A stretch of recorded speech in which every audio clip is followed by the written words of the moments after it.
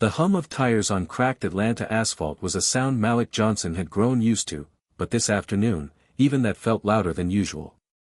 The late winter sun dipped low, casting long shadows across the rows of tired brick buildings.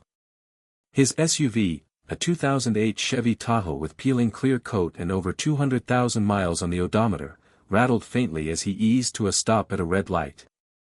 He tapped his fingers on the steering wheel, waiting for the rideshare app to ping.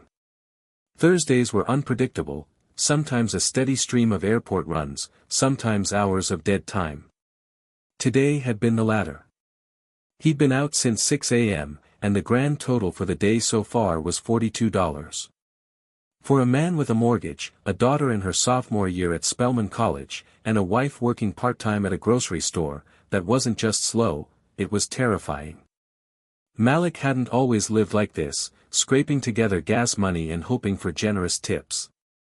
For 20 years, he'd been an auto mechanic, the kind who could listen to an engine's idle and tell you exactly what was wrong. His reputation was solid, his customer base loyal. But then, the owner of the shop where he worked, Carter's Auto and Tire, declared bankruptcy, and with it went Malik's steady paycheck, health insurance, and sense of security. At 54, the job market wasn't exactly welcoming, especially for a tall black man with rough hands and no college degree. The rideshare gig had seemed like a temporary fix. 4 years later, it had become his main livelihood. The phone finally chirped, a new ride request. Pickup, Peachtree Mall, East Parking Lot. Destination, Oak Ridge Estates, an upscale subdivision on the city's north side. The rider's name appeared as Michael R. Malik accepted with a swipe of his thumb. The app estimated a 23-minute trip. That was good, not too short, not too far.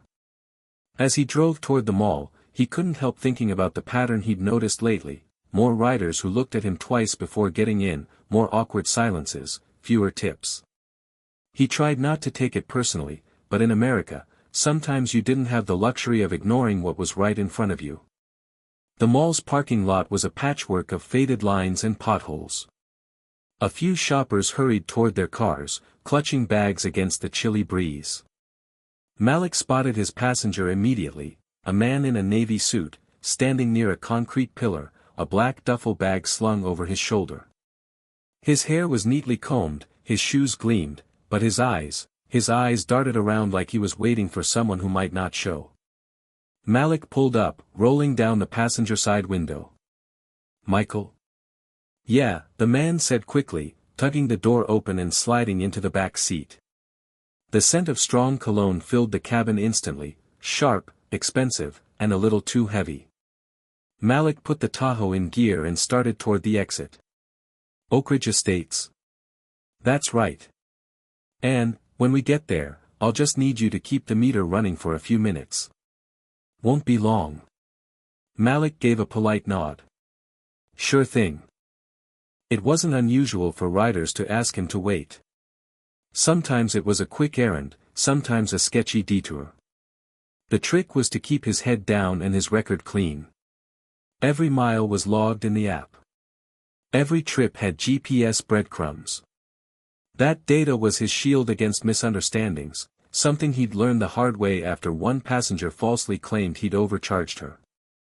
As they merged onto the freeway, Malik glanced at Michael in the rearview mirror.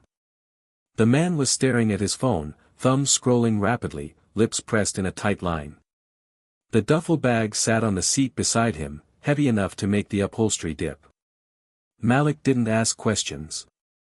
You didn't last long in this line of work by prying into people's business. Still, he couldn't shake a prickle of unease.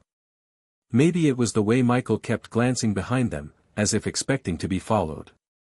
Or maybe it was just Malik's own nerves after such a slow day. Either way, he focused on the road, guiding the Tahoe through the city traffic toward a neighborhood he knew well from past drop-offs.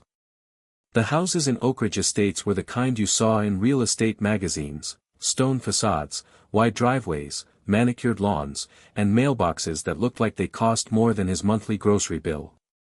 When Malik turned onto Cypress Hollow Drive, he felt that familiar tightening in his chest. Some neighborhoods made you feel welcome. Others made you feel like you were trespassing the moment you crossed the gates. Oak Ridge was the latter. Michael leaned forward slightly. That's it, right there. The gray one with the arched doorway. Malik pulled to the curb. Michael grabbed the duffel and stepped out without another word, striding toward the front door. Malik tapped arrived on the app, then shifted into park. The street was quiet except for the faint rustle of leaves in the breeze. A woman across the street, wearing a cardigan and holding a coffee mug, stood in her driveway watching him. Malik offered a polite nod. She didn't return it. 5 minutes passed. Malik drummed his fingers on the wheel. Through the windshield, he saw no sign of Michael. 10 minutes passed. He checked the time. The woman in the driveway was still staring. Just as Malik reached for his phone to send a message to the passenger, the sharp wail of a car alarm shattered the stillness of Cypress Hollow Drive. The sound echoed between the tall brick homes, ricocheting off garage doors and stone facades. Malik's head jerked toward the noise. Across the street, a silver Lexus sat at an odd angle, its front wheels turned sharply toward the curb, both drivers' and passengers' doors wide open. The headlights flashed in time with the alarm's scream, painting the air in brief, strobing bursts of light. Malik blinked, confused. The Lexus wasn't there a minute ago. The woman in the cardigan, still standing in her driveway, snapped her head toward the sound. Her coffee mug tilted dangerously in her hand. Then, slowly, her gaze swung back to Malik. And this time, it wasn't just suspicion in her eyes, it was certainty. Her arm shot out, finger stabbing the air in his direction. It's him. She shouted, her voice slicing through the alarm. That's the guy who was in the car. Malik's mouth opened, but nothing came out for a second. Ma'am, I think you're mistaken. He didn't even finish before her voice rose again, louder, pulling neighbors out of their homes like a siren call. From the corner of his eye, Malik saw movement, doors opening, people stepping out, phones already raised like weapons. A man in gym shorts jogged down his driveway, holding his phone out horizontally, recording. Somewhere, someone else yelled. Call the cops. Malik's pulse kicked up. He stayed in the driver's seat, both hands on the wheel. Years of living in America as a black man had taught him one unshakable truth: sudden movements could get you killed. A tall, broad-shouldered man came barreling out of the house directly across from him, a phone to his ear. Yes, I've got the guy right here. He's in a black SUV. Send someone now, he's still parked outside. The voice was urgent, confident. Like he was giving a weather report, not accusing a stranger of a felony. Malik's mind spun. What is going on? Where's Michael? He leaned over slightly to see if the suited passenger had come back outside, but the front door of the gray house was closed tight. The alarm continued its banshee wail. The scene felt unreal, like one of those viral videos he'd seen online, where the truth was twisted beyond recognition in seconds. Except now he was in it. The arrival of the police. The first cruiser came in hot, lights flashing, tires squealing as it swung into the cul-de-sac. Malik's heart sank as the second cruiser followed right behind it, boxing him in from the front and rear. 2 officers jumped out, hands hovering near their holsters. One of them, a stocky white officer with a buzz cut, pointed directly at Malik. Step out of the vehicle, sir. Now. Malik obeyed, moving slowly, his hands visible. Officers, I think there's been a mistake. I'm a rideshare driver. My passenger. Step out. Now. The voice was clipped, practiced. Not interested in context. Malik unbuckled and slid out, feeling the weight of a dozen eyes on him from every angle, neighbors, bystanders, cameras. The warm late afternoon light suddenly felt like a spotlight.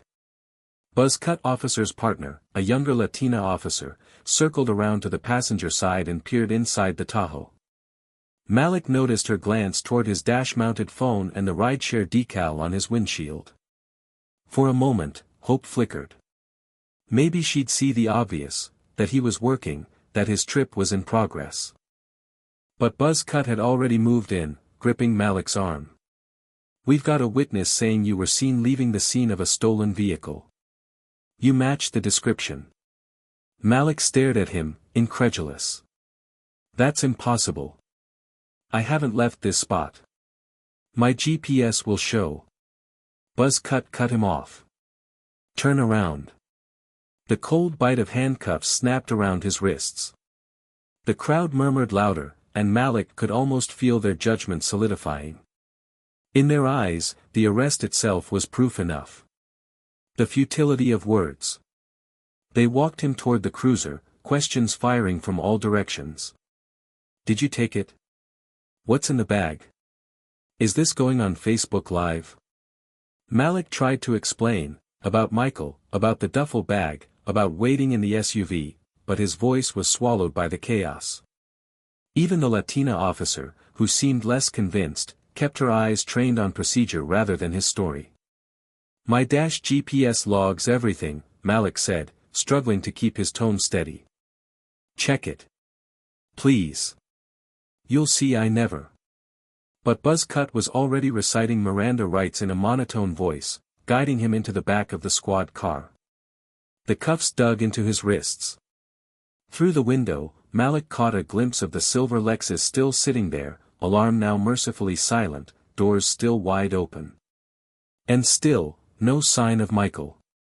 Inside the squad car, the cruiser smelled faintly of disinfectant and sweat.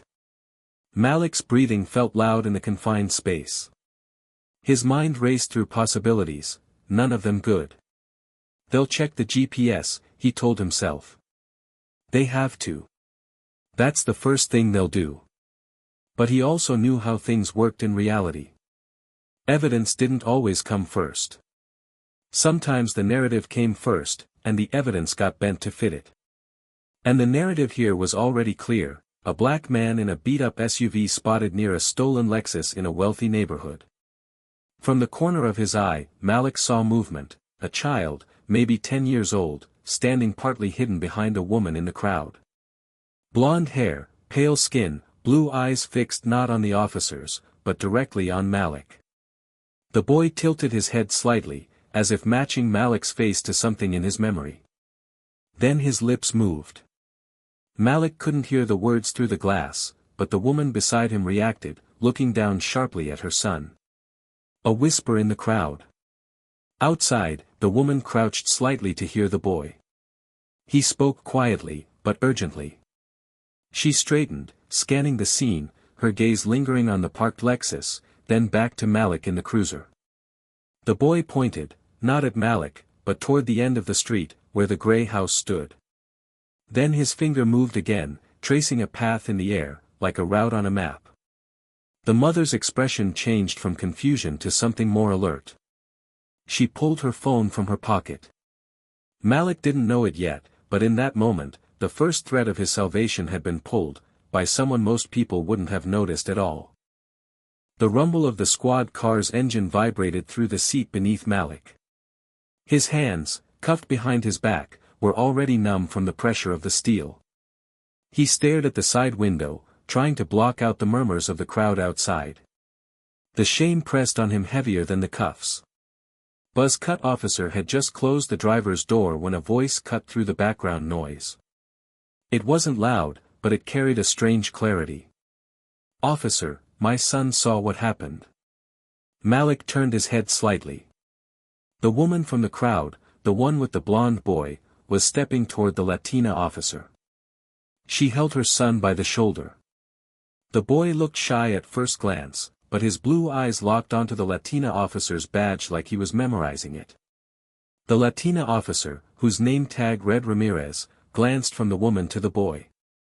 "Ma'am, I'm going to need you to step back. We're in the middle of—" "No," the woman interrupted, her tone tightening. "You need to hear this. My son has a unique memory. And he knows this man," she said, nodding toward Malik in the squad car. Ramirez hesitated. Knows him? The woman crouched to the boy's height. Tell her, Ethan. Ethan shifted his iPad in his hands and stepped forward. On the screen was a map, hand-drawn in colored lines, with arrows and street names written in uneven but careful block letters. He drove me and Mom home before, Ethan began quietly, his eyes still fixed on the map instead of the officer. Same car. Same GPS screen. Ramirez's brows drew together. What are you saying? Ethan pointed at a green line on his map. Today, his car stopped here. His finger tapped the location where Malik's SUV now sat. And the man in the blue suit got out and walked. Ethan's hand slid along the paper until it reached the house across the street. Then the alarm happened. He didn't drive the silver car. A detail no one noticed. Malik leaned forward in the back seat, his heart thudding. Could this boy really be his way out? Ramirez looked down at the iPad, then up at Ethan's mother. He saw the guy walking. The woman nodded firmly. Ethan doesn't make things up. If he says he saw the man walking, he saw it. Buzzcut officer strode over, his expression clearly irritated at the delay. Ramirez, we've got a witness pointing at this guy. Let's not. We have another witness, Ramirez said sharply, lifting a hand to stop him. And this one has details. Buzzcut's eyes flicked to Ethan and his mother, then back to Ramirez. Details from a 10-year-old? From a 10-year-old with a photographic memory, the woman shot back. And he has something else to show you. Ethan tapped the iPad screen again. A photo appeared, not from today, but from weeks ago. It showed Malik's dashboard, his phone mounted with the rideshare GPS app open. Ethan must have taken it during a previous ride. The route on the phone matched the hand-drawn maps almost perfectly. That's his GPS. He showed me once, Ethan said, his voice still calm. It saves everything. Ramirez turned to Malik. Is that true? Yes, Malik said, his voice cracking slightly. Every trip. It's all in the history. Cracks in the accusation. For the first time since the cuffs went on, Malik saw hesitation in Buzzcut's stance. Ramirez leaned toward the open rear door of the squad car. Do you have your phone on you? Malik nodded toward his jacket pocket. Front left. Ramirez retrieved the phone and turned it so Malik could unlock it with his passcode. She opened the rideshare app, navigating to the trip history. There, in neat digital lines, was the exact route, mall parking lot to Cypress Hollow Drive, stopping at the curb outside the gray house, and no recorded movement afterward. She looked up at Buzzcut. The car hasn't moved since arrival. The stolen Lexus would have had to be driven from somewhere else. From the crowd, the woman in the cardigan, Malik's original accuser, called out.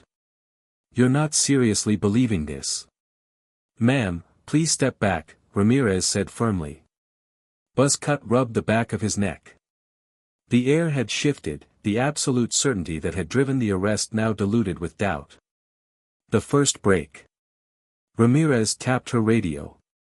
Dispatch, we need a unit to canvass for a male suspect, white, mid-40s, wearing a navy suit, last seen on foot in the vicinity of Cypress Hollow Drive. She rattled off more details from Ethan's description. Malik closed his eyes for a moment, not in relief, he knew it wasn't over, but in something close to it. The boy's voice had planted the first seed of reason in this chaos. Ramirez turned back to Ethan and crouched to meet his eyes. You did good, kid. Can you show me exactly which way he walked? Ethan's finger traced a path on the screen, ending at a narrow alley between two houses that led to a back street. Ramirez straightened. That's a way out of the neighborhood. Not free yet. The cuffs didn't come off right away. Buzzcut insisted they needed more verification before releasing Malik, but he no longer sounded like a man convinced of his guilt. Ramirez kept Malik in the squad car for safety, not from the police, but from the crowd, whose whispers had turned from condemnation to confusion.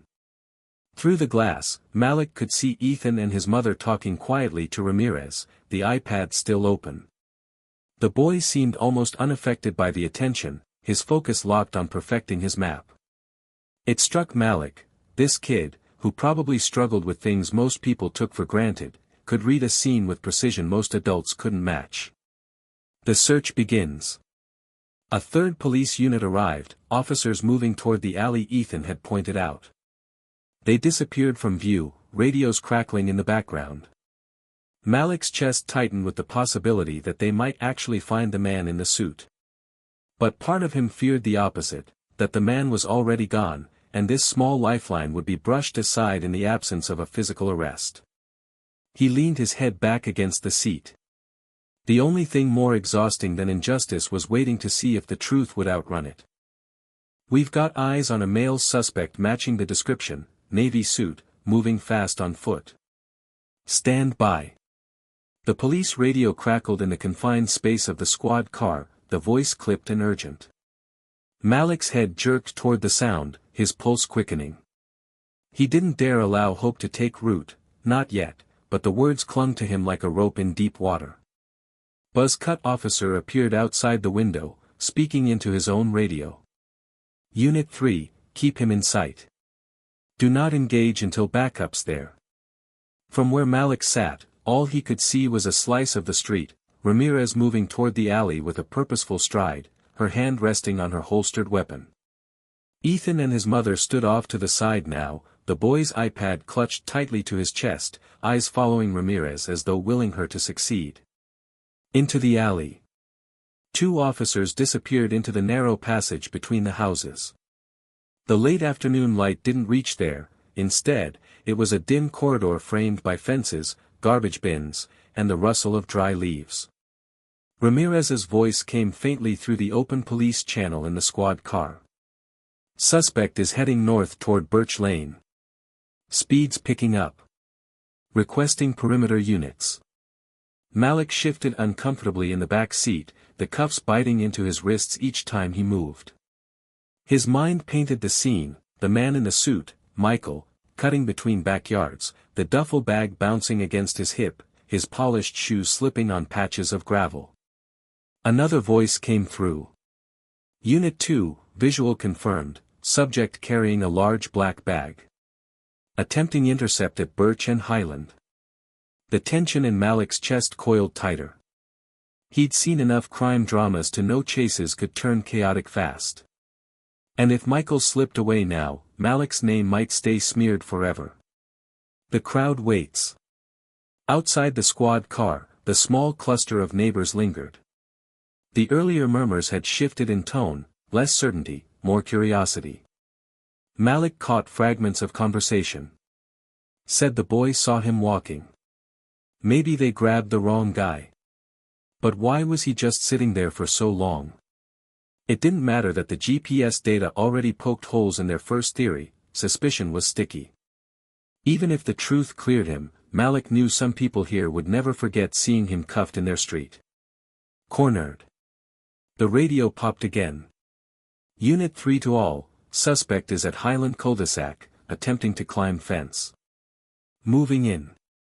A brief silence, then the sounds of shouting came over the channel, distant but distinct. "Police! Stop where you are. Get off the fence. Hands where I can see them." Malik held his breath. The next voice was Ramirez's. "Suspect in custody. Black duffel recovered. Stand by for property search." Even from the squad car, Malik could picture it, Michael's expensive suit scuffed, his hair disheveled, his face caught between anger and fear as officers pulled him down from the fence. The image was satisfying, but Malik didn't let it comfort him yet. Evidence was still king. The bag.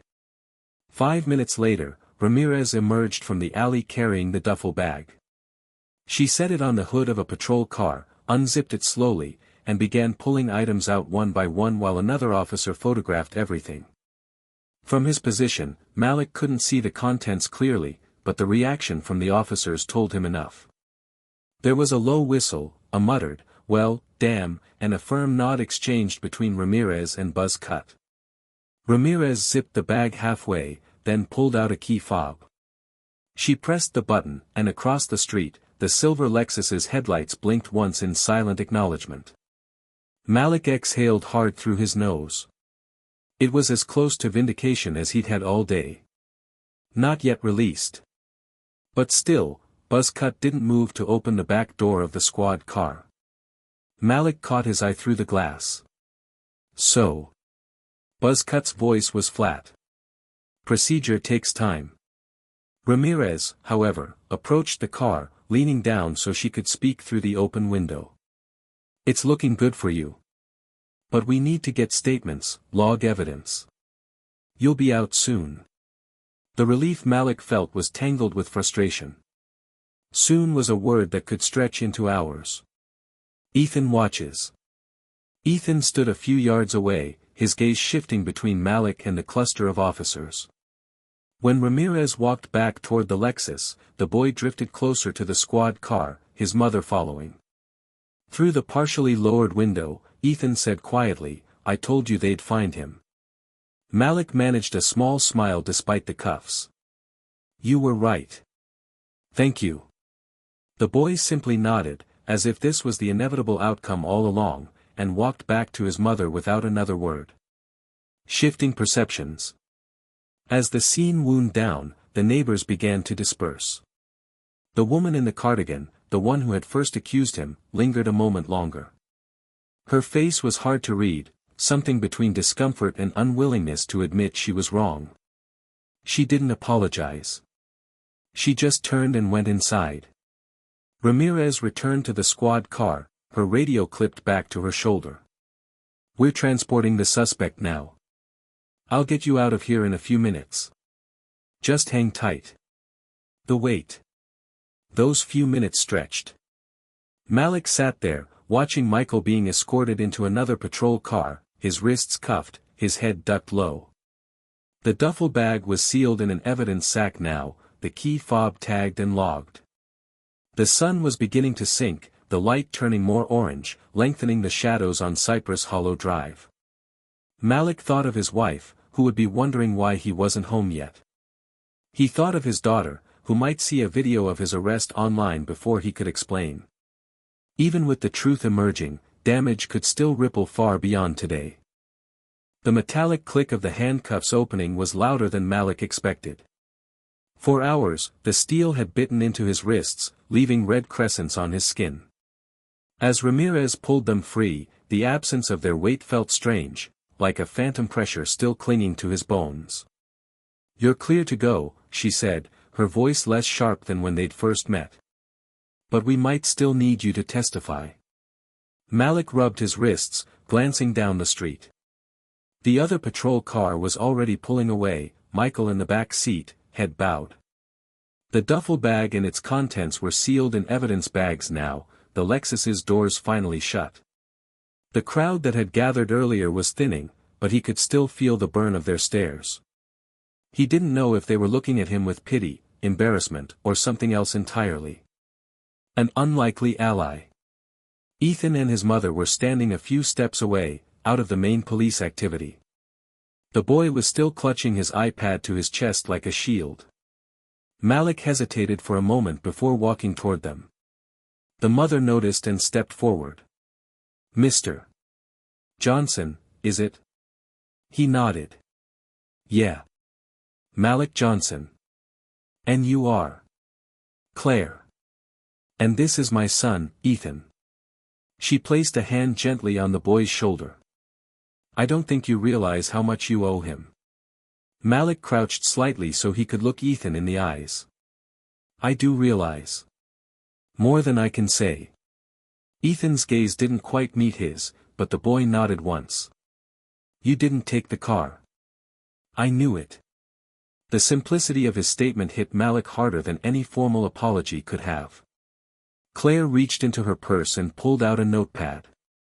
She scribbled her name, number, and email.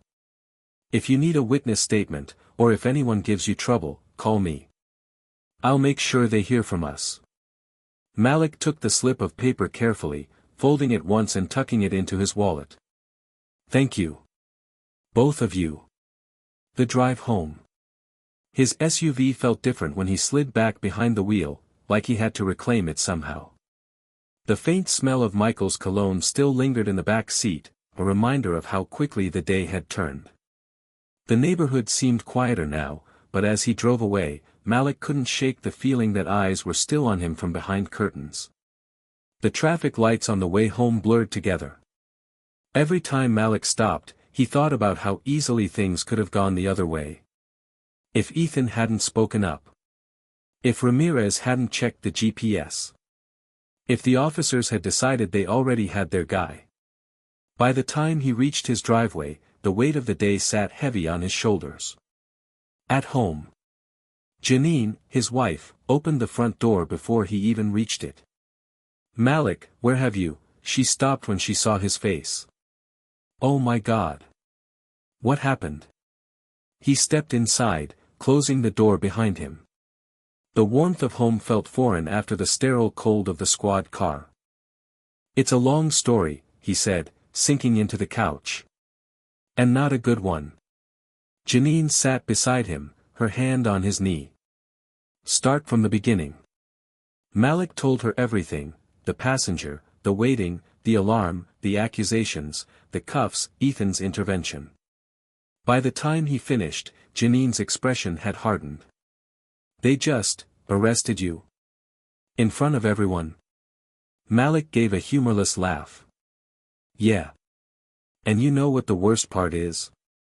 Even with the truth out, some people will still think I did it. I saw it in their faces." From the hallway, their daughter Maya appeared, earbuds hanging around her neck. "Dad, is this you?" She held out her phone. On the screen was a blurry video of Malik being handcuffed, already racking up views on social media. The caption read, "Car thief caught in Oak Ridge Estates." Malik's stomach turned. "How long has that been up?" "I don't know. People are sharing it fast." The ripple effect. The three of them sat in silence for a moment. Malik could feel the narrative taking shape online without him, stripped of context, flattened into a viral clip. Janine reached for his hand. "We'll fix it. We'll get your side out there." Malik wasn't so sure. "The internet doesn't care about sides, Janine. It cares about clicks." Maya spoke up quietly.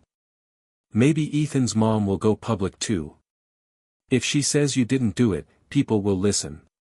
He thought of Claire's determined expression, the firmness in her voice when she defended him to the officers. Maybe she would. But was that enough to undo the damage? The phone call. As if on cue, Malik's phone buzzed.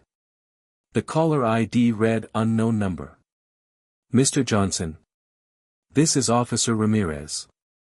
I just wanted to let you know, Michael Robertson, your passenger, is being booked right now." He had the Lexus key fob and other stolen property in his possession. Malik closed his eyes for a moment. "So it's official. I'm in the clear. As far as the department is concerned, yes. But you should know, the arrest video is already online. If you want a formal statement from us to help clear your name publicly, I can arrange that." "Please do," Malik said without hesitation. An uneasy peace. After the call, Malik sat for a long while, staring at the folded slip of paper Claire had given him. He knew the next few days would be rough, explaining to neighbors, maybe losing rideshare customers, dealing with whatever the internet decided to say. But for now, at least, he was home. And he owed that to a boy who noticed what everyone else missed. Janine leaned her head on his shoulder. "We'll get through it." Maya added, "And maybe you should buy Ethan a thank you gift. Like, a big one." Malik managed a small smile. "Yeah. I think I will." That night, Malik sat in the dim light of the living room, the glow from his phone casting shadows across his face. Janine had gone to bed, but he couldn't sleep. Every time he closed his eyes, he saw the flash of red and blue lights, the circle of neighbors staring, the cold click of handcuffs. His rideshare app was still open on his phone, the completed trip to Oak Ridge Estate staring back at him like an alibi only he seemed to care about. Beside it, his notifications counter was exploding. Facebook tags. Twitter mentions. Text messages from people he hadn't spoken to in years. Most of it wasn't good. Saw the video. What happened? Is this real? Didn't expect this from you, Malik. It was amazing how quickly people jumped to conclusions, how a 30-second clip could outweigh decades of character. The new video. He was about to shut off the phone when a new notification popped up. It was a Facebook tag from Claire. The thumbnail showed Ethan, sitting at their kitchen table, his iPad in front of him. The caption read, "This man is innocent." Malik tapped it. The video opened to Ethan speaking directly into the camera, his voice calm and measured. "My name is Ethan Miller. I saw what happened." The man in the blue suit got out of the black SUV and walked to the gray house. He didn't drive the silver Lexus. The Lexus alarm went off after he was already inside. The driver, Mr. Johnson, stayed in his car the whole time. "I know because I saw it from my window and because I remember routes and where cars stop. I rode with him before. I remember his GPS screen. He didn't take the car. It wasn't dramatic. It wasn't flashy. But it was undeniable. The kind of simple, direct truth that couldn't be twisted without looking ridiculous." Malik scrolled through the comments. Some were skeptical. But many were starting to shift. Wait, so this was a wrongful arrest? Props to the kid for speaking up. Y'all need to take this video down now. The call from the reporter. The next morning, Malik's phone rang. This time it wasn't Ramirez, it was a woman named Denise Porter, a local TV reporter. "Mr. Johnson, I've seen both videos, the arrest and the boy's statement. I'd like to interview you. Tell your side." Malik's first instinct was to say no. The last thing he wanted was more cameras, more public attention. But Janine, sitting across the table, shook her head firmly. "If you don't speak, the arrest video is all people will remember. You have to take the mic back." He hesitated, then sighed. "All right. Let's do it." The interview. They met that afternoon at a small park, neutral ground. Denise brought a cameraman and set up in front of a bench beneath a sprawling oak. "Mr. Johnson," she began once the camera was rolling, "yesterday, a video of your arrest went viral. Many people believed you were guilty of car theft. Today, we know that wasn't the case. What happened?" Malik told the story from start to finish, about the passenger, the wait, the alarm, the accusations, the boy who saved him. He didn't hide the anger or the humiliation, but he also didn't turn it into a speech about race or justice. He just told the truth, plainly, like Ethan had.